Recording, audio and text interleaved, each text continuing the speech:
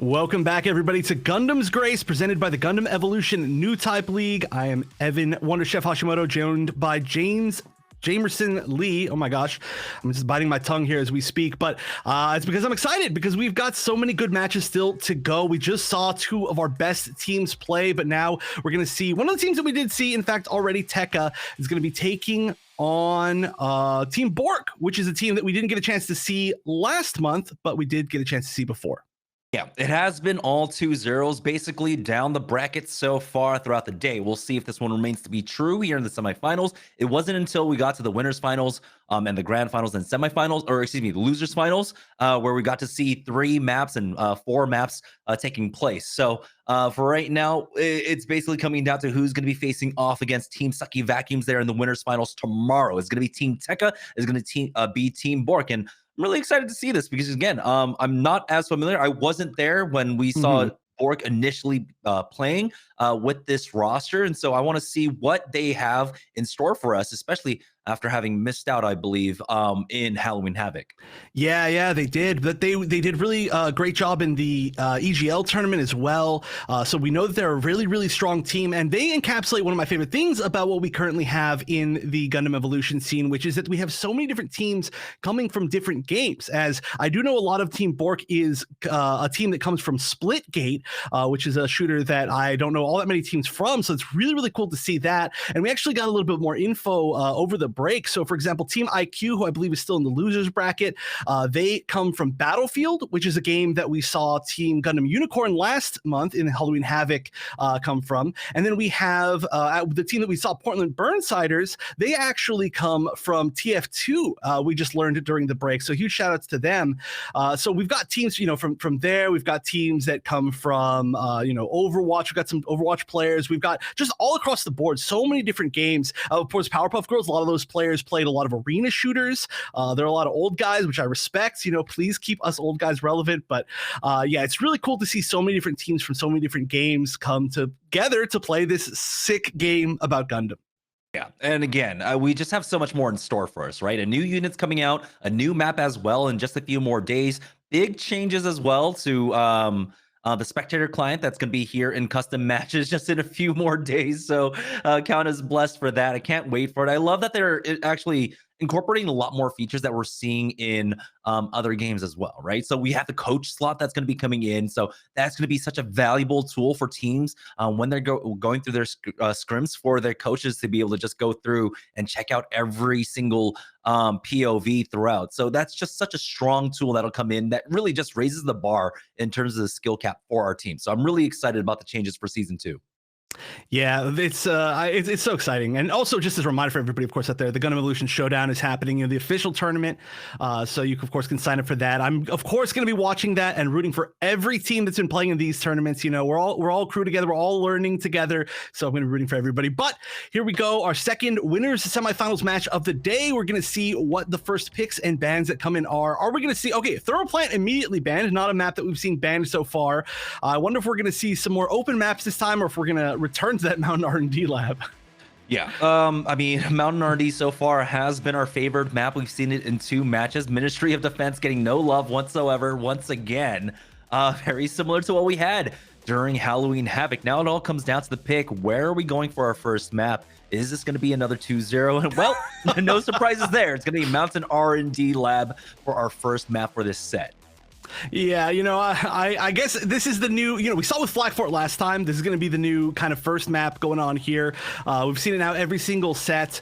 But the question is, are we going to see, well, we can't really see another domination map, but what are we going to see again? We're probably not going to see Harbor City. I feel like that's a really rare pick that we are seeing from a few players. But finally, we're going back to Flak Fort, the other map that we saw so many times in Halloween Havoc. And it is one of my favorite maps, quite honest, especially to watch. You do get to see that team coordination. Of course, we see so much Mountain R&D lab. I almost feel like we don't have to talk about it quite as much, but I'm excited to go back to Flak Fort for the second game.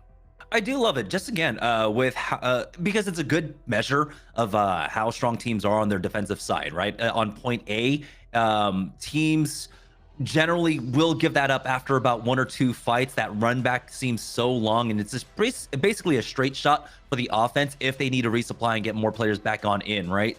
And so if they can hold it well, and we have seen a few teams being able to full hold on point A before, that's a really good sign for the overall play style and their play level. But Mountain R&D, when it comes to these destruction maps, it is basically just going to come down to who's better at team fighting at this point. And we've seen some different looks coming out from different squads, right? I mean, one squad that we weren't expecting to go for that turn A Gundam ended up going for the turn A Gundam in our last match. Yeah, and it worked out extremely well. Definitely in contention for my play of the tournament already. We got my play of the tournament on day 1 of Halloween Havoc, so we might get the same thing here with that turn A G maneuver that was just so good. But there's still plenty of time, of course, and of course we're gonna have a day 2 as well. But this time around, I'm really curious again what we're gonna see. We did see from TEKKA, this is the only team that we've seen so far previously on broadcast that we're gonna be seeing again, so I do expect them to go pretty much the same route that we saw before. We saw them, of course, the double domination map, and they just stuck with their guns. They stuck with their usual, like, kind of Sazabi and Exia and Pale Rider and just the usuals. Got a lot of Gundam Unicorn, which makes a lot of sense, of course, on domination maps. We might not get a chance to see, we'll at least see on Flak Fort if they switch, but probably going to be the same there all around. But Bork, like I said, they're a very, very strong team. I think they actually had an overlapping tournament in the last time, so that just kind of goes to show how coordinated of a team they are. They play in a lot of tournaments for a lot of games together, and I believe they got second in the Pilot Showdown and third in the EGL tournament, or maybe it was second as well. I don't know. My memory's gone, and these happened a whole 2 months ago, and I can no longer remember that long. But regardless, I think they were in the top 3 of both at minimum. Yeah, so TEKKA are going to have their work cut out for them. I don't know. I don't expect this match at all to go just 2 maps.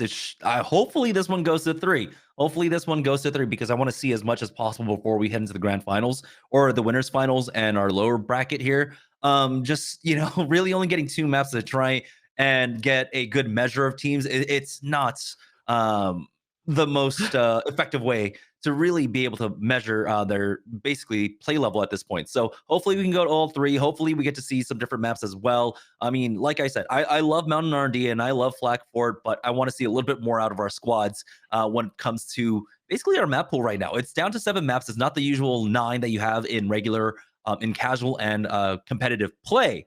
And so our teams do get to kind of like hyper focus on these 7, but again, so many of them just play so differently. Yeah, and I love seeing more of like what the teams can do, but I also love seeing what the teams can do on different game types and different strategies and different lengths of maps.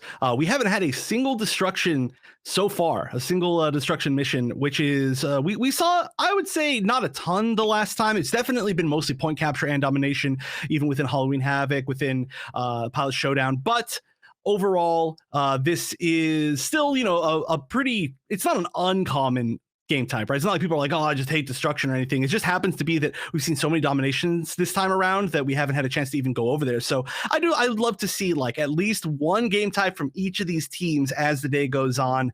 We'll see if they do though. It seems like it's just interesting because we see the meta shift as far as maps. I thought it was going to be because of like a meta shift with suits and Zaku 2 melee being back, but it's not that at all. People just are that much more confident in domination this time around. And I think when you have the level of Pale Rider players, you really do want to kind of build around that composition. I mean, Pale Rider, just because of the consistent damage it's able to put down, you want to really be able to secure that spot and then play around it. And so I like that you have the Sazabi for it. You have the Unicorn to try and play a little bit more Death Ball as well. But the Dom itself, it's not just a support. It is a damage dealer. It's honestly one of the best duelists when it comes to these games. And that's why I think you're not seeing as many flankers. You're not seeing as many of the triple melee compositions right now, just because if you try to go for the flank, the Dom can answer it in kind, along with the Ashmar. Ashmar is also a really high burst duelist himself. So I guess at this point, I am no longer surprised why we are still sticking with this Pale Rider core composition. Mm-hmm. I would like to see it still be. I would like to see some changes attempted at least, but I do get it. I do get it for sure. But yeah, Sazabi. I mean, the biggest thing for me is that every team has an answer to Sazabi, right? And I think so many of the Exias now are so excellent at Exia that they are almost an answer within themselves. And the team no longer has to be like, well, we need a Zaku 2 melee to just cut through that Sazabi, because the Exia can sit outside of that shotgun range. It can dash attack in. But we'll see if these teams have the same feeling. If they're going to switch things up, looks like we're getting into our winners semifinals match. And no, that can't be real. All right, it's an exciting lineup right there, but they're still picking. I think they're just getting in. Although, as much as I'd like to see the oh, okay, there's the Mahiru's gone, and yeah, we're gonna get a little bit more normal. Although I am a little bit surprised that we are going to see. Oh wait, maybe not the Methis. Ooh, maybe a disconnect. We'll see. Oh boy, very unfortunate. But I think at this point, because it's so early on, hopefully we can get a call, maybe get a restart, because definitely don't want to start off like this. And so hopefully our competitors do call it, just get the restart here. Very unfortunate that they ended up losing out on 2. We don't even have we're going to be getting match pauses, I believe, in season 2 as well. So again, another great addition that'll be coming in. For right now, we are making do with the tools that we currently have available to us. Yeah, and let's be thankful that this is the Gundam's Grace here. Let's be thankful that that match was at least crashed before it started, like literally like 3 seconds before it started. But that's a very important 3 seconds. The teams didn't get to see each other's rosters. They didn't get to actually start their the entire thing.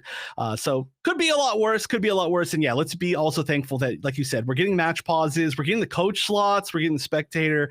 That's all really, really good news, and I'm super excited to like explore that when it comes out in just a few days. But we can talk a little bit about what we saw as far as starting rosters there.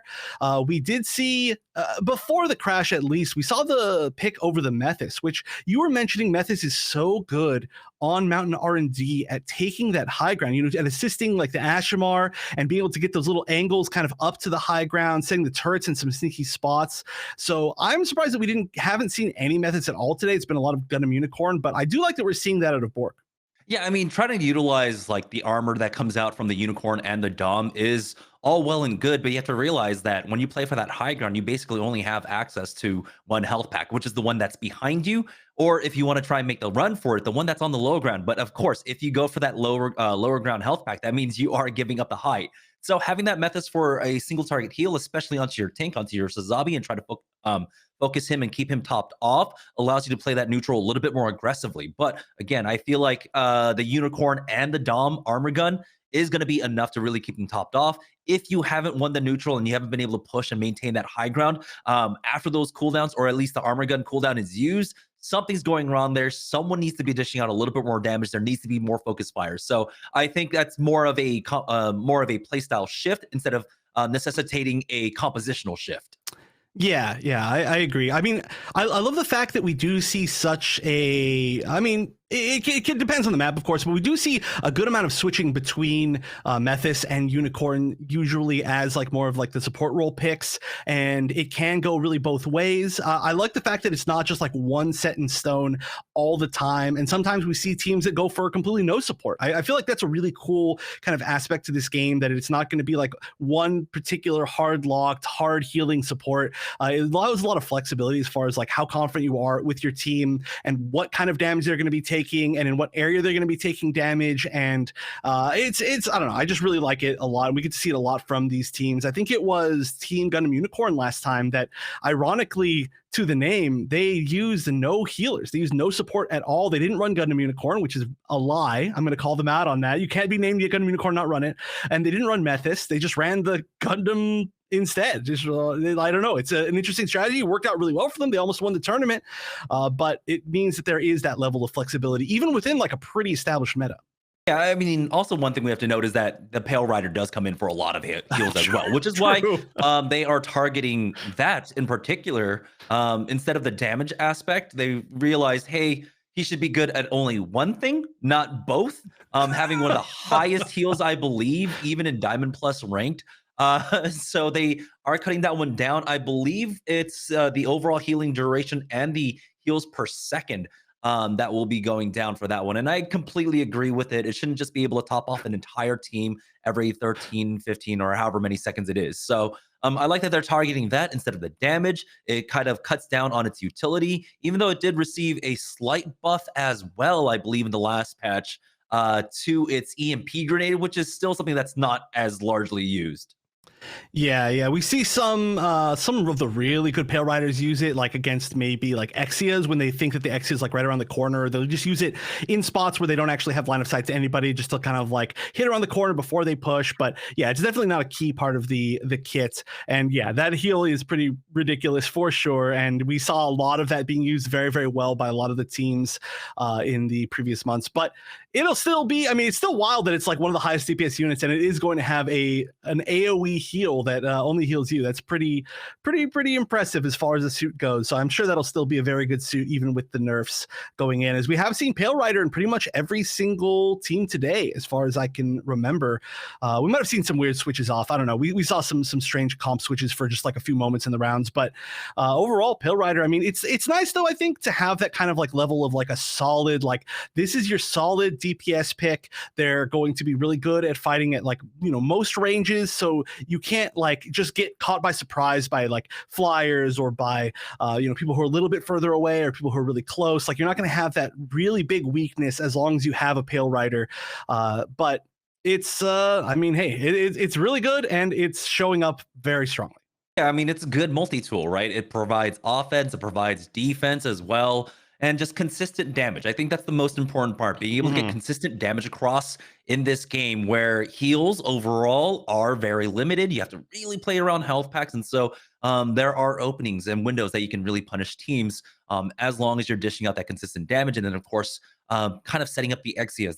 That's why we're seeing it, right? We have the burst coming out from the Exia along with the consistent damage from that Pale Rider. And that's why they are basically our core duo when it comes to DPS. The Ashmar really filling out and helping out, dishing out the extra damage along with the Dom. That's what I love about this game right now, that like you said, supports aren't hard luck. You're not just a heal bot. You're not just a damage boost bot, right? In this game, you have to be able to aim as well when it comes to playing support. And support just really honestly just feels like more utility than anything else. It's not the additional healing. You're just going for the extra utility, which is why Dom is so good. Being able to get that extra burst damage, being the nice duelist in case a backliner comes in, controlling a space as well with the mines, and having that huge streaming Nimbus, which we got to see in all of our matches today, become such a huge G maneuver that you can just win a team fight with one. But it's not like, it's not the large heat axe of the Zakutu melee, right? Your team still has to follow up with it. The screaming Nimbus itself doesn't win it out. It's a tool for your team to utilize to win a fight. Yeah, I know I always go back to my my ranked escapades, but I gotta say, like, Screaming Nimbus is easily one of the best like competitive, like coordinated G maneuvers in the entire game, right? Free. Like it enables pushes, it pushes, it enables pushes on offense, on defense, it pushes everybody off the point, it splits teams up, it stuns people, you can knock them off of, ledges or into the water on certain maps. But if you have nobody to follow up, you just sit there and you just run around in a circle, and the whole team's like, huh, why is that person sitting there? And then you just die as you get out. And I definitely have had that happen far too many times. So it is not the best. I mean, it still have a lot of impact, of course, but it just hurts when you're like, you see these teams and you're like, wow, this really has so much impact. One of the best G maneuvers as far as just team play. But then you go in and you're like, oh, well, I tried. I did my best. Yeah, again, I think there was a reason why when I initially started playing the game in beta that I just immediately fell in love with Dom. Like a lot of times when it comes to swapping games for me, it's just like, I understand a lot of people are going to want to play DPS. I get it, right? So I'll just play the support role. And the first support I ended up picking up, I stayed away from Methus because I thought, too much like Mercy. I don't want to be a heal bot. And so Dom was the first mobile suit that I ended up picking up. Eventually, I did learn how to play Methus myself, and I think Methus itself is also incredibly strong. I think maybe the energy cable could use a slight buff overall, but Dom, with its overall utility, with its ability to duel, I just instantly fell in love with that unit. And of course, coming back, like Dom itself, it's a completely nostalgic mobile suit for me because, yeah, watching all the original Gundams way back in the day, I just love the design of it. Honestly, everything from Xeon, like even though there's like some sort of weird alienish look to all the mobile suit units, Dom just looked the coolest. So it had this weird movement where it's like floating around, and you would always see them, of course, like roaming around in like threes and stuff like we have in the play of the games or MVP screens and stuff like that. And it's just such a super cool unit. Yeah, can we talk about how well they implemented the like glidiness, the like floatiness of Dom in this game? It's so cool. Like it's a really unique like level of mobility, like holding on to that momentum and sliding slightly. And I feel like if it was done wrong, it could have been really annoying. But also during the beta, I ended up playing, well, for the first half of I think the beta or the network test, I played Dom because I was like, whoa, this feels really cool, like being able to slide around like this and hold on to momentum. Then I played Zakutu ranged because also mobility was really fun. But yeah, I think it's really cool how they like made it and gave it one dash, which is obviously that can be like a real downside, but you have to use your extra momentum for things. And it's just, I think it's one of the coolest designs. So like within its like support, its utility, and its damage, and the fact that it's like a big projectile, you know, rocket damage dealer. I love a lot of the designs in this game, and Dom is for sure one of them. Hopefully we are getting these players back into the lobby pretty soon. I know we did, of course, for anybody who is tuning in and wondering why we're talking so long, we did just, of course, have a crash right before the match started. We are having Team TEKKA versus Bork, Team Bork, as we are going into the winners semifinals to see who is going to be going up against Team Sucky Vacuums in the winners finals. But we had a little bit of a crash. One of the players DC'd or crashed like 3 seconds before the match started, and now we're trying to get them all back in. So it looks like one of the players is doing a full restart. I'm seeing in the chat right now. So hopefully we can get them back in all soon. Yeah, I mean, it's nothing like, who was it? From, I believe, Team Bozos, where they were constantly playing as the, like, you know, was it Spoo? It was, yeah. I remember Spoo, who like almost every single match, except for when we went 5 maps in the grand finals, who didn't disconnect once, but in every single series leading up to it, they ended up getting DC'd, having some ISP issues. We do have a quick video segment, though, that we're going to throw it on over to while we try and get this issue resolved. So let's go ahead and check that out.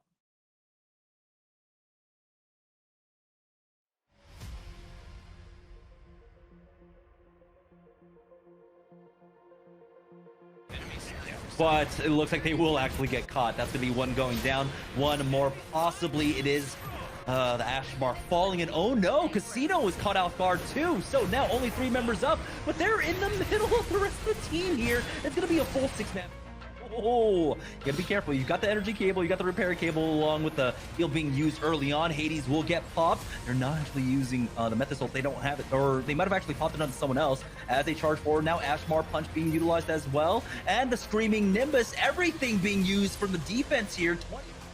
They were trying to play for that drop down to respond to either a point A or point B push, but now here's a concerted effort coming out from Minarizaki, but they're not even going to be able to make it over to that waypoint. They already cleaned up. Transam, I believe, might have been used here. We do have the Unicorn ultimate going down, picking up 2, and now that's going to be the clean line. You can see they're trying to measure the defensive push, and now they end up losing out on their Sazabi, but the Hades has been used from the defensive side. They're at least bleeding out some of the ultimates, and with the time advantage that they had on point A, that's actually kind of good for them. Bleeding out 2 ultimates. Nimbus, they've got the Hades along with Transam to play off of here, and put the initial pick onto Batty, and there's the screaming Nimbus coming on in. They want to play off of this to just create some space, allow their team to come on in, maybe even pick up 3 there for Casino on the Dom. You know, I was talking about the on point, 23 seconds left. They do have the mobility to seek somebody behind, but I don't know if they want to use that right away and split their team up. But this is the turret, got 2 kills. The turret from 2 kills from Memphis. Yeah, set up though expertly by that Ashmar punch, who was just waiting around the corner that entire time. You get once you capture the points. Turn A Gundam has his butterfly ready to go, but he doesn't need to quite use it. We'll go ahead just in case. He'll have time try and build that one up as he clears out 2. They find 2 more picks here, so they're not going to risk anything at all whatsoever. They've got the huge man advantage, and now he gets one last over. Right, there's 4 minutes left. That is a huge amount of time, and all they need to do is just get 2 more ticks. But that's one thing that I really like about Guntank, right? Armor gun on Exia makes Exia so hard to kill. Already it's a slippery target, but giving it that extra health that's like, I mean, it's already a high percentage of its health that it's giving extra. It becomes like this 2-man just killing squad. It's ridiculous. But that was a nice chunk directly on the leg. back, he will have that faster charge to try and knock them back. It worked with that Ashmar punch, but instead just the presence alone. Trans Am has been used. They find two. Listic has gone down. They need to get a man on the point now, and somehow Powerpuff Girls keep this alive.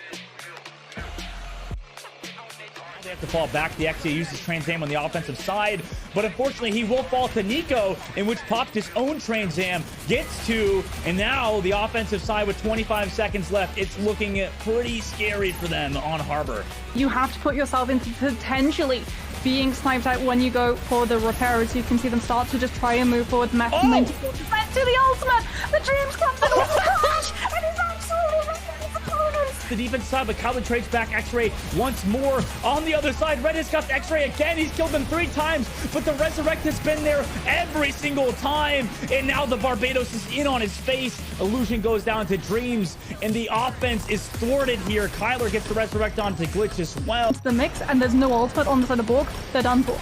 Yeah. And meanwhile, they have to run down. Oh my god, this Pale Rider ultimate on the other side. He's just shredding everybody on the defense, or on the offense rather. 1 second left, extra overtime goes down. Alrenet comes through onto X-Ray. The time is ticking down. It's just him on this point. It doesn't look like he's going to do anything here. Hit those melees. Yeah, he's going to have to go hard right now, but Cocky got 2. X-Ray with a huge rocket with the 2K, and they can actually get the capture point off of this as well, as they just need to hit a couple more shots. They get a full team wipe. The X is back, gets the stun, but it's just gonna... This has used his boost, what I'd assume to be is the Zaku ranged, and it's just Glitch on this point with that ultimate, but no! Dream with a huge ultimate stops the Sazabi in its tracks, and nobody else at Bork Gundam can actually delay this point. They Hacking team to be able to get on top of them sooner. Sniper vs Sniper in the main of the objective here. Payan does get Stolly. Carl Sagan gets Kyler, but the headshot comes through into Legacy. Nice shots from Dream. Does take him down, but the 8 point is now under contest, and Dream hits those shots. Once more, he gets slicked. So that's 2 down, but is that enough to really hold this point? Has to jump pad over the top side. Does go down to the methods of Coos. As we can see, Dreams on that Ashmore just trying to go in super deep to be able to buy themselves the space to go for that plan on towards B. They've been able to get it, but it is going to be Nico with the G maneuver. The Hades coming through from the Pale Rider. Brute force through this funnel choke. They're going to have nothing. So when the faster respawns come through from the defense, so it can't be a full ult dump. And it's going to be so much committed. It's Carl Sagan again. 3K before he goes down. Traded out in the back line, but what a huge ultimate from the Zaku 2 melee of Team Vacuum's team. And get stunned through. And it is now going to be just absolute... Carl Sagan! Carl Sagan! Carl Sagan coming in with the absolute clutch Zaku 2 melee G maneuver.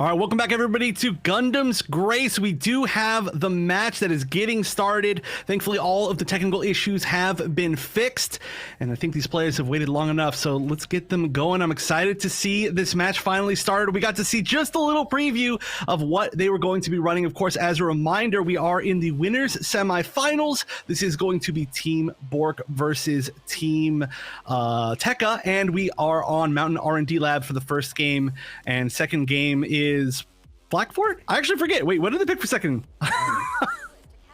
Yeah. I believe it was Blackfort. Really excited about that one. We were talking about it at length, I believe. We did have some weird bug that was going on in the lobby. So thank you all so much for your patience while we were getting that one sorted out. But here we go. We are getting started. It's going to be starting on point A for this iteration. And our first iteration is actually going to start on point B. And I was really excited for that one. But it's going to come down to the neutral play. We've got the Methus along with the RX-78 coming in. So they're going to have that single target healing, but they don't have a Sazabi. So it's going to be interesting to play around. Hopefully they can dish out the damage to deal with this right now. But you can see that Methus doing a lot of damage with that flame. Unfortunately, though, it's not going to be enough as they charge on forward. D ends up picking up 2, and they will be able to force them back and now secure the point for themselves. Wow, what a strong start. Yeah, you know, you said they don't have a Sazabi, and then right as you said that, the other team suddenly didn't have a Sazabi for a different reason, as it got just immediately melted. But we do see, yeah, such a strong push from an interesting team, like you said, not using Sazabi. On the other side, we are going to have a pretty core unit, a pretty core set of suits as we expect, but they're going to need to get another push. The Exia versus Exia duel, and that Exia is just not going down. Oh, finally getting it, but that will be a trade. Did manage to finish off the suit on the other side, and right now TEKKA is just not alive at all. They've got like one suit up there, not finding the push. Yeah, and honestly, like if you could just take out the Sazabi, take out the shield with that Hyper Hammer, that's the value gained. We didn't get to see PPG, I believe, able to get that same kind of value when they were trying to fight for that. But right now, you can see the Exia now going in for the flanking route. There's 17 seconds left onto this point, and it looks like they will get the full 46% here on point A before we swap on over to point C. So it's going to be more of the same. Now TEKKA needs to find an opening here. They need to figure out what to do up against this composition. Yeah, this was a very, very strong start, a very dominant start, and they are going to be, you know, throwing some pot shots over the walls at the point. But again, so much of this comes down to which teams can successfully push. Oh, are they going to be able to destroy it? No, not quite in time. But oh, we saw the Sazabi jump over it, and it didn't quite work. But the punch from the side, and this is a very aggressive hold with almost a full team wipe. Yeah, and that's going to be point C unlocking in. Team Bork, Bork Gundam just taking that easily. So will they be able to get the full 90% before we swap back on over to point A? What do they have on the other side for the defense? We do have 2 G maneuvers up now. It's going to be the Hades along with that Screaming Nimbus and even the Trans Am available for them. But honestly, they should just be able to win this one out with any single one of those G maneuvers for themselves. Yeah, this is just such a good spot to hold. Yeah, it looks like, again, the Sazabi is going down instantly. We're going to see the Gundam Unicorn potentially going down, and we are just seeing so much damage coming out of this Pale Rider with the 17 streak, but that's a good way to end that streak. We got the Trans Am, however, I don't know if there's going to be enough on the other side to follow that up, and we even get the res. So that Trans Am going down in a moment that it was really important. I think maybe could have been held out a little bit longer, or maybe it was popped and then just the entire team went down. It's very unfortunate. And was that just a complete dry fight coming out from Bork? I don't believe they used any G maneuvers in that one. So that's a strong statement to be made. And now, as they secure 93%, the point will be swapping on over once again to point A. But Bork have already made their transition. They're already pushing aggressively onto them. Regalia has gone down. There's a second one, Escape falls. Now with only 4 members remaining, the RX-78-2 Ultimate going out. It won't get them value, but it does buy them a little bit more space there. They do end up losing out on their Methus as Strife does get healed back on up. The Hyper Hammer just narrowly missing. They find one more knock. Will that be the final opening? No, there's another finish. As from the long range, the RX-78 is able to get that kill, and they can't even go for the res. They have to go for the point. Oh, yeah, there's just not enough time. They are going to have the high ground, but standing on point to try and contest and get a little bit of overtime can be such a dangerous position. You can see that somebody got super lit trying to go for it. That just needs one person on the point. They're not going to find it. They had it for a moment, but like I said, if there's still people left, it is nearly impossible to retake one of those points without just getting completely destroyed from the sides. And that was a perfect round on the side of Bork. What a match so far. Yeah, and honestly, they were the squad that was going Sazabi-less, and so they were doing a great job playing around it. They were staying spread apart, and you can see how much the damage differential there is, right? When you have that RX-72, it basically negates the Sazabi shield, and so that's another 1200 HP that you don't have to chew through.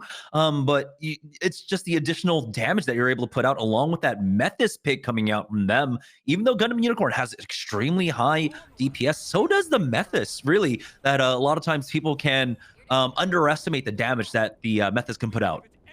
Oh, yeah, it can do so much damage, especially, too, the fact that you have two flyers with these pretty strong AoEs on a map like this where everybody's pushing up together. That can do so much with the, like, alternate fire, really, from both of those suits, both of the transforming suits, Methis and Ashamar. But this has been so interesting. I mean, we see Red Protocol, a very strong Sazabi player, but just melting instantly in almost every single fight. It's an interesting strategy, just solo target it, try to get out of the way. We've seen some hyper hammers hit, but we've seen Bork just so good at coordinating that damage. He tries to take that 1v1, but he ends up losing out there. And so now, this time around, it's going to be Bork Gundam actually getting the first picks. And as that point B unlocks, they should be able to secure a little bit of it as soon as they finish off this Exia. That's Exponent going down. So that's going to be a nice little pickup for them. And they will start it off with the first ticks. Yeah, this is, I see Red Protocol there. This is TEKKA just holding this B in the perfect way. And that, I think, it's partially, in fact, to their team comp. But wow, they get picked. That's the problem. I was going to say the team comp, but they're not hiding behind the Sazabi. I think maybe they're getting flanked a little bit. This is looking like a really great push now on the side of Bork, just managing to split up their team and go through two different directions. That's why it can be very hard to hold a forward position on point B right here. Still, though, no one able to get onto position there, and so now it's going to be continually ticking up for Team TEKKA right now. As Bork, they will try and reestablish themselves. It does look like they're trying to find a flank. Someone was trying to get an angle, that the Ashmar player actually coming in. We've got our first sightings, though, of the Zaku 2 melee coming on in, and that's going to be courtesy of Strifey charging in with the axes, trying to hunt down one. That's going to be a Dom actually backing away, and the Rage Armor has been utilized there. He's got the healing of the repair cables as well as he tries to chase down this Pale Rider, but he's taking so much damage, and somehow the Pale Rider gets out alive. While the rest of the team, though, still putting in work, finishing off 3. Yeah, but, you know, the Zaku 2 built a ton of rage, managed to survive, got the health pack, managed to push entirely off position. I do have to say how funny this is, though. The moment that we saw the switch to the Zaku 2 melee, we also saw the switch off of the Sazabi. So maybe that's the entire point of the Zaku 2 melee, and it hasn't actually come to fruition. But here we go, gonna absorb a lot, gonna be at full rage, and this is where it gets very scary with those huge chunks in the middle, but wow, instantly melted. They back away from that fight. They don't give him the space that he really wants to play off of, as now the push to the back line comes through. Regalia, we'll see how much more he can get, but now this Zaku 2 needs to find some value. He's only at 62% towards that G maneuver. Might come at a crucial time, but for TEKKA Clan, they're trying to tie things, for Team Bork, they're trying to finish things off strong here. As right now, you can see the Exia getting a little value, trying to pick them apart. Nice little dash on in, but he's not able to finish them off, and he will go down. Yeah, that is not a great position to be in against that level of that many people all in a row. And we are seeing now just such a good position to hold. Oh my gosh, just almost within the base. You didn't quite make it back to safety. But yeah, this is such a good spot to hold forward. We see this a lot. And one of the interesting things about holding so far forward in this position is that you actually get to steal your opponent's health pack. Their really strong health pack right at the wall near their spawn. That becomes your health pack. And that's very useful.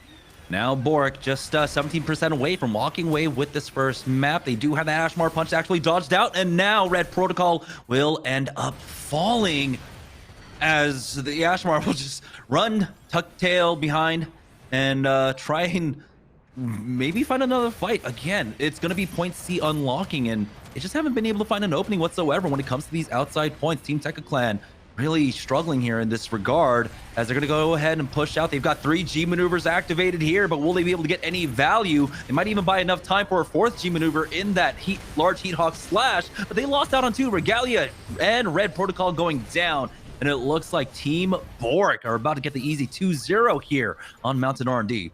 Yeah, pretty clean sweep here. TEKKA found that really nice early fight, but then just wasn't able to fully take advantage of it. And look at how far forward at least this Exi is holding, but that's what they've been doing the entire time. And we are going to see an attempt to sneak over. It never works. It never, ever works. I mean, I get the idea, right? You got to actually just get on point no matter what. And if you don't try, you lose. But we're just going to see them kind of flopping in and just not managing to get any real damage. Oh, we did see an attempt right there, but that is going to be, like you said, a clean 2-0. Despite that first early team wipe on the side of TEKKA, it was looking really good, and then immediately we saw the switches. And I wonder if the Gundam, or sorry, I keep calling it Gundam 2 for some reason. The Zaku 2 melee made a difference.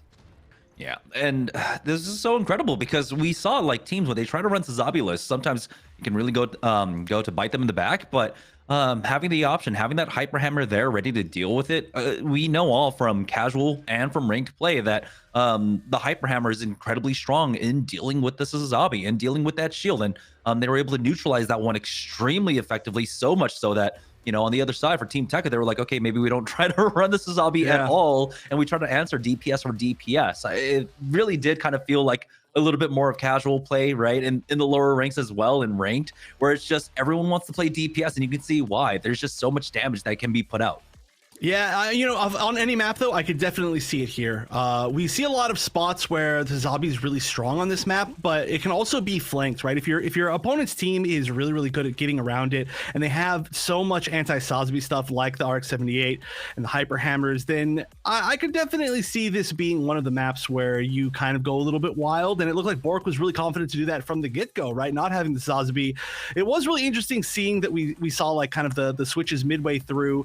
I'm curious what would have happened if it had been a little bit earlier on the switch to the Zaku 2 melee, but I guess we'll not quite get a chance to see that as we're going to be moving to a larger map. But still, this is such a good showing already just from map number 1 of how strong of a team Bork is, even though we didn't get a chance to see them in the Halloween Havoc.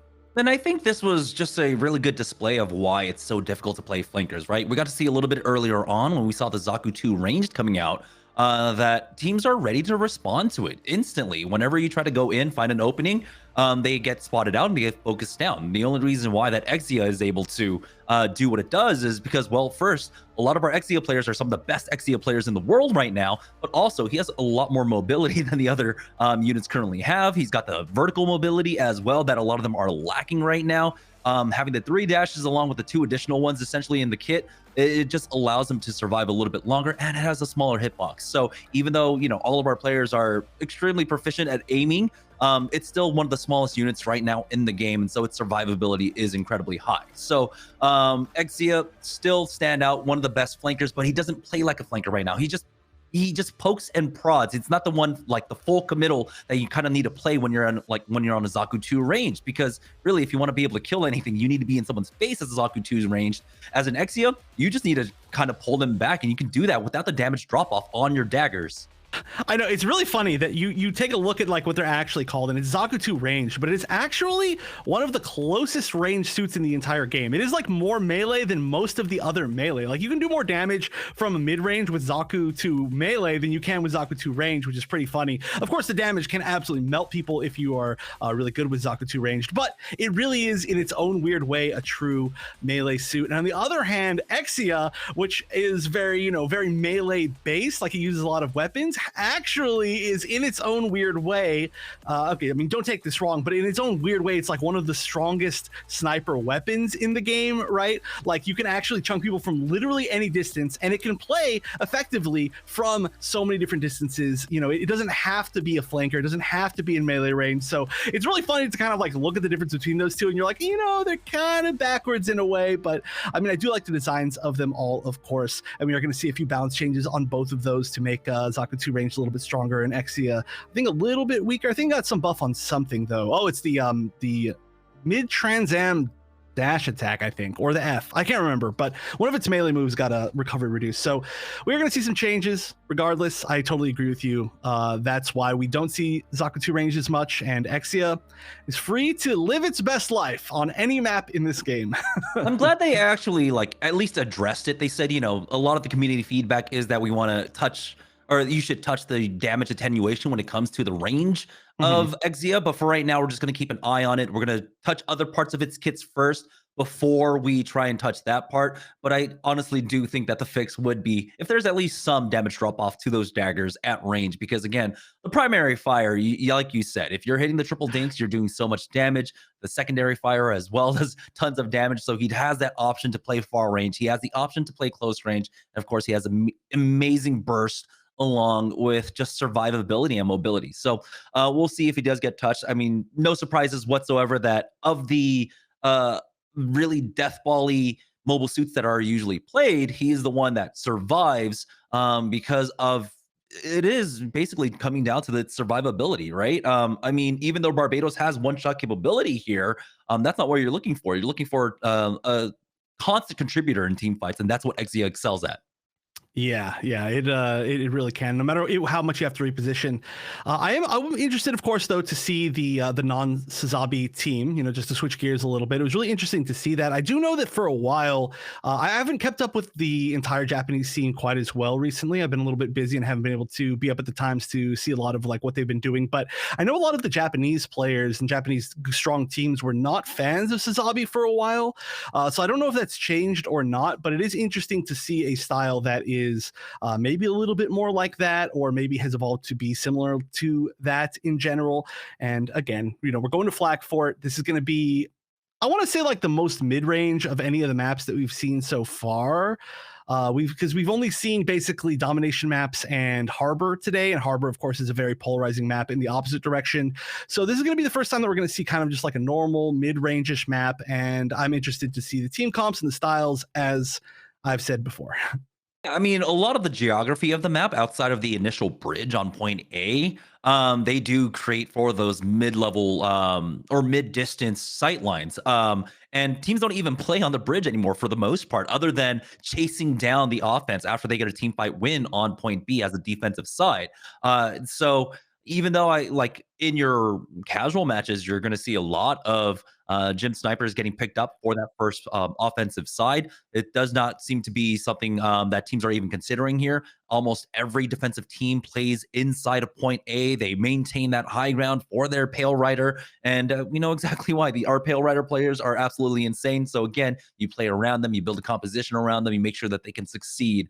And so we're going to be seeing, again, a lot more of that mid-level play.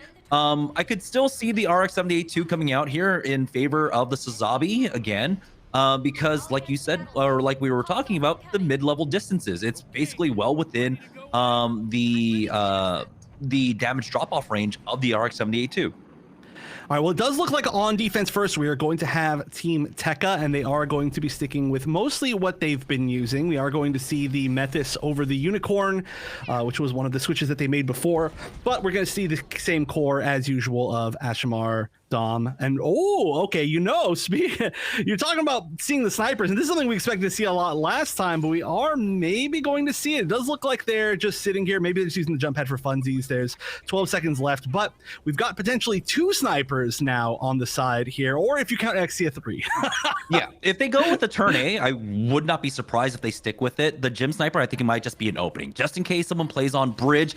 Catch someone out like that, quite possibly on that rotate out. And the Ashmar, what are you doing? You got to be careful. You are so low now, as he does back away into that health pack, but at least a little bit of that is known. Now we'll see, though, if they want to stick with this gym sniper. I imagine if he doesn't get the initial opening, he will go ahead and swap on off.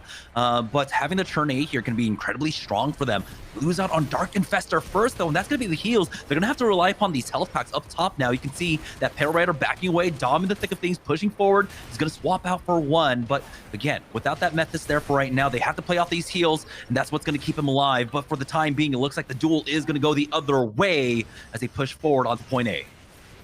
Yeah, this is going to be a pretty nice hold, seemingly. They have, again, used that the top corner very, very well. There's a lot of really low suits, though. They're not able to quite take advantage of it. What was that? Was there somebody in there? I don't even know what that laser was quite aimed at. Yeah, it looks like they are going to, of course, circle around, try to get that recap, kind of. They just weren't quite able to close out a lot of these. There's plenty of time, though, of course, to attack A, and I wonder if giving up this position was good. I mean, I guess you don't want to get caught out of position, get staggered, so I kind of do like that. But here we go. We're going to see a huge push around the side on the ramp.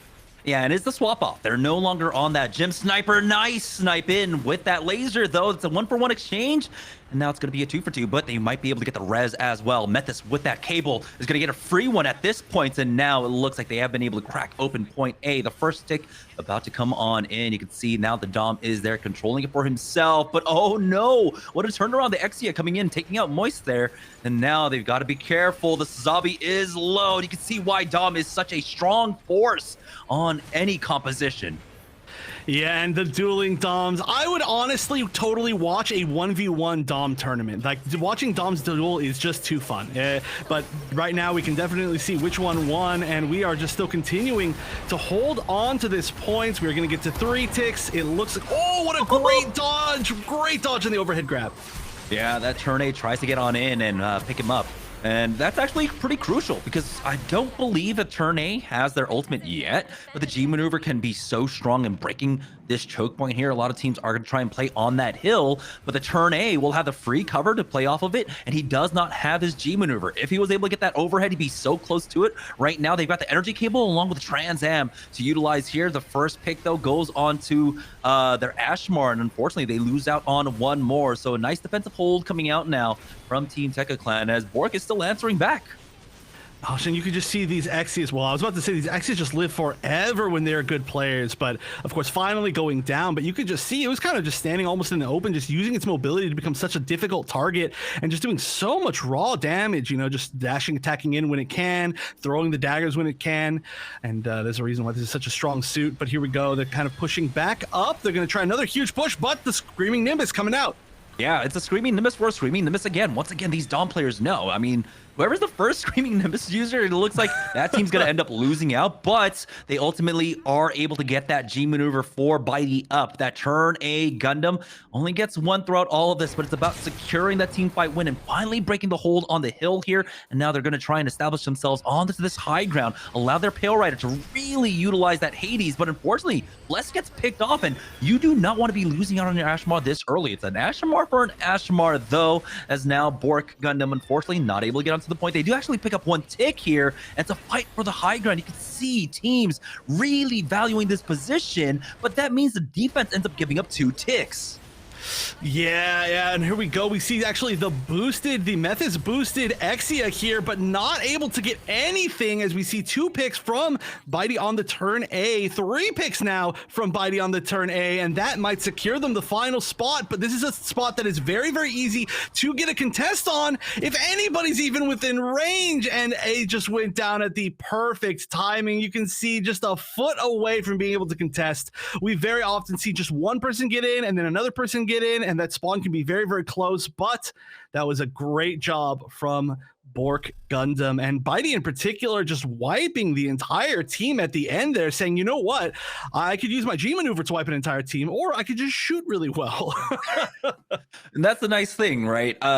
You don't really have to worry about the damage drop off when it comes to that turn A. So at any range that you're fighting at, you're doing full damage, and if you get that charged up ADS fire in, you can of course get the collateral, get the penetration damage throughout. So Bitey just doing a great job on that turn A. It was a little bit tough goings at the beginning for him, but once he started going, it looks like they were able to really carry forward with that momentum, especially even utilizing the butterfly just to get that one last pick, just to make sure they break through here. That even though sometimes it might be like the sunk cost fallacy, hey, we use so many G maneuvers here, we might as well use one more. It did end up paying off for them. They were able to get themselves onto the point and have a good amount of time, I would say. Yeah, 3 minutes and 47 seconds after taking point B. So that's a huge, huge lead to be starting things off. Now it's going to be Team TEKKA on the offense, and we'll see. Again, it's the Suzabi-less composition for Bork that's still working out for them. Maybe Team TEKKA can try and replicate that. Yeah, it's pretty interesting overall to still see that being used. But I do got to say, before this round starts, that last push in the previous round was so good because they attacked the high ground and just left a few people on the bottom. And I really hope that we can see TEKKA kind of do that same push as well. But let's see now where Bork is going to be holding. It looks like there's a few random shots in. Yeah, they're going to be holding in the building. I like that. That's a common thing you see, just some random shots towards spawns to try to build a little bit more G maneuver.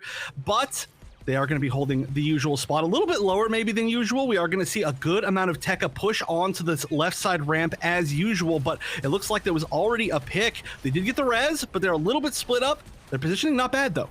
Yeah, they lost out on that Exia though, and so that's going to be the flanking threat out, and the Methus does end up falling, and here's the finish. Methus v Methus, and again, these duels are so important here. Not picking up the unicorn for themselves, having that extra kind of death volley heal with the armor, but the defense will be able to hold this one, so it's going to come down to at least another push for TEKKA Clan to try and find their way on in. Again, it's about trying to find value with this Sazabi, but they really haven't been able to so far. You can see Exponent trying to get a little extra G maneuver built up for himself, and it might be the Ashmore that gets that first punch. Yeah, you know, honestly, though, the interesting pick here still is the turn A, and that can be a really good counter to Sazabi in this particular spot, because there's a lot of blind corners you have to turn, pushing in with Sazabi on this map, on this point, and you can just get yeeted. Yeah, and they've already picked up two. Again, that's going to be the Methus and Regalia going down. The Exias not able to get much here for their squad. The Methus res will not be there as they focus him down, but if you finish off the rest of the team, well, you don't have to worry about the run back, but here it is. The offense trying their best to get stabilized and try to make another push. We're now down to, what, about 3 minutes remaining here as Red Protocol ends up going down with the Zazabi. So another huge stagger, and honestly, I would say this is the biggest weakness right now that's coming out from TEKKA. They've been staggering across a lot of our maps today. They get punished off of it. They're going to try and push forward without the Zazabi, and you can see how much damage they take for it. Yeah, they're taking a lot of damage just pushing up. You can already see as we do see the Exia going down and the punch to trade Ashmar for Ashmar. Wait a minute, this could be actually okay. Ashmar is going to get picked up on the side of TEKKA as they're pushing in, and it may be an opportunity to push. I'm not sure exactly who else went down aside from the Exia. Oh, wait, no, was it the other way around? Was it the, that might have been the Ashmar actually from Bork getting picked up. But wow, just knowing that the Sazabi was in there, and that can be a really tough spot. That might be a pick, yeah. You got to turn around. You got to try to at least use that shield, but against Exia, good luck with that. Doing actually not quite the full thing. Wasn't quite able to get the full combo off right there. Took a solid amount of damage from the shotgun. So just going to be staggering a little bit, which is good. I mean, that Sazabi maybe shouldn't have quite been there alone anyway. Exia able to back off in time, and unfortunately for Team Bork, they end up losing out on one of their own, and that's going to be the Methus player. So it's going to be a 5v6. Transam has come through, and the Hades is going to be able to let them hold in a 5v6 throughout all of this. 3 G maneuvers have been utilized by them, but hey, if they can try and delay this one, try and get their 6th player back on in. Unfortunately, we still have to wait a few more days for that match pause feature to come in here in Customs, so we're just gonna have to play this one out with that without that 6th man. But Bork are making it work. Yeah, they're working at work extremely well, and regardless of what happens here, they have held A for so long, and they are going to have a huge advantage going into, B, even if they do end up losing this point, which is definitely not assured, but the Trans Am is going to be a great start. Unfortunately, not quite hitting the targets that it needs to, taking a solid amount of damage. The health pack's already down. It's going to be able to get the flank at the very minimum on, I believe, the Ashamar, or the turn A, I think it was, but still, I'm not sure if this is going to be enough for a push. Yeah, it looks like it might actually just be a hold.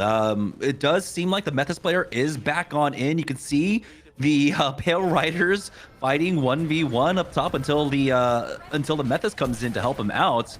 And they're still delaying things for as long as possible. Someone needs to hop onto the point if they want to try and delay a little bit more. But there's the 3rd tick, and it looks like it's not going to be a full hold, but things look a little bit troubling for them, having so much difficulty actually pushing in 6v5, utilizing their G maneuvers, utilizing a Trans Am. But for this next push, they're going to have 3 more minutes now to try and take point B. They've got the Screaming Nimbus along with that Ashmar Punch. Both great tools to try and create an opening. And they do find 2 picks and the Screaming Nimbus to follow up to get them immediately on point. And they are taking apart Bork. They want to try and match them for time. 2 people on the point right now about to secure their first tick.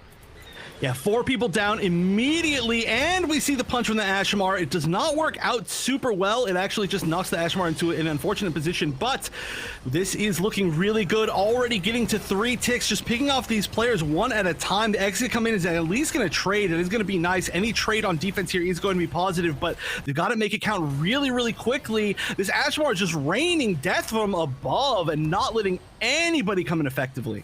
It's the unicorn on the low ground, once again, proving to be the MVP so far now for Team Bork, coming up clutch and holding it down. So it does look like overall, if this point gets taken, it's still going to be Bork now with that lead. You can see now Bork on the defense, trying to get proactive, but a little bit too proactive, and that XCL almost falls. He's able to back away. Unfortunately for the TEKKA side, they were so close to securing 3 ticks, but they did not get it. So they're only halfway there, and it's still a long ways to go as they are pushed back to this choke once again.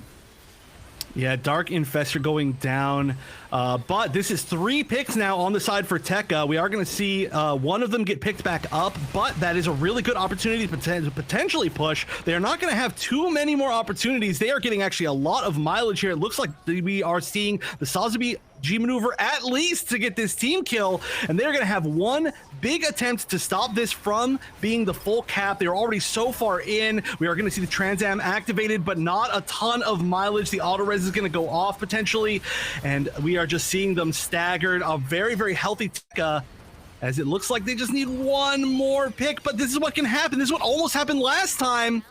It's still going to be enough. Still, you know, staggering in could be a whole lot worse, right? At least you're going to get some more of that time off the board, and you're already winning in time, so you just got to do what you can, but a very nice push regardless from TEKKA.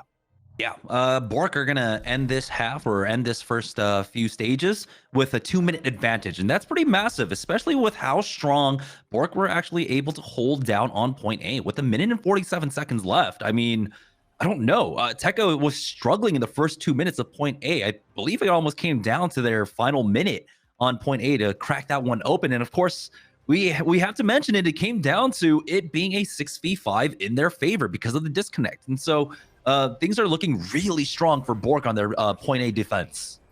Yeah, I mean, of course they did a great, amazing job of taking advantage of the momentum from taking A, and then it was 6v6 after that. So they did, you know, they took that, they picked off a few more people on the way there. They never stopped, like, just basically blitzing point B, and it worked out very well for them. So really good job to take advantage of that as well.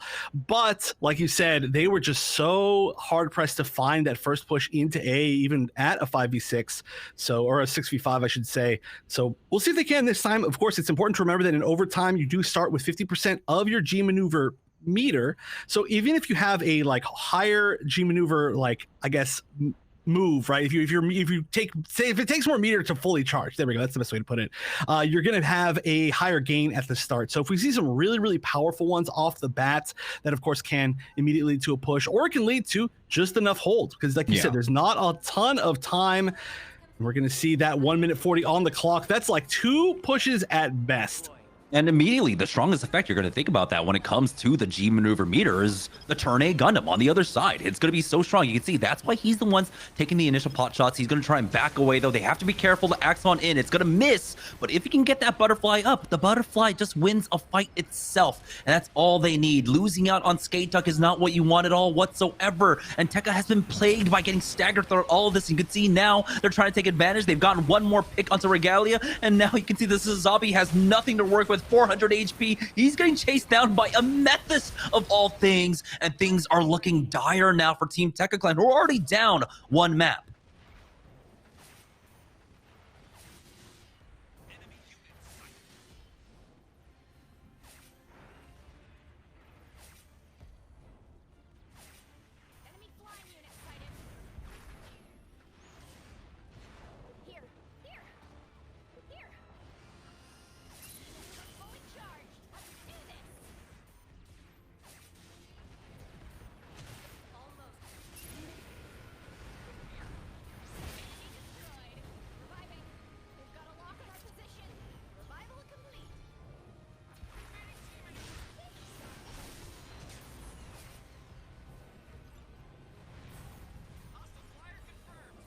Now things are looking so bad. It's just a few seconds left, but Bork basically just recreating the defense they had initially there. It's just such a strong hold. The butterfly coming in at the last second there, and that is going to be a complete hold. Oh, these are looking so dire for them, Wonder Chef.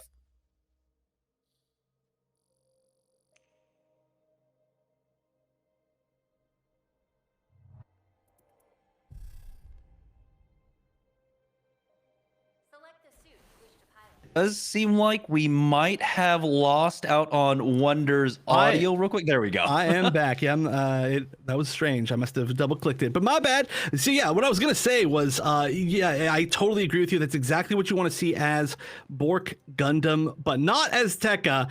That was a very rough time to have. Like I said, it was enough for, my exact words were, 2 pushes at best, and unfortunately it wasn't quite 2 pushes. It was like a push and then getting staggered and then not quite being able to get back.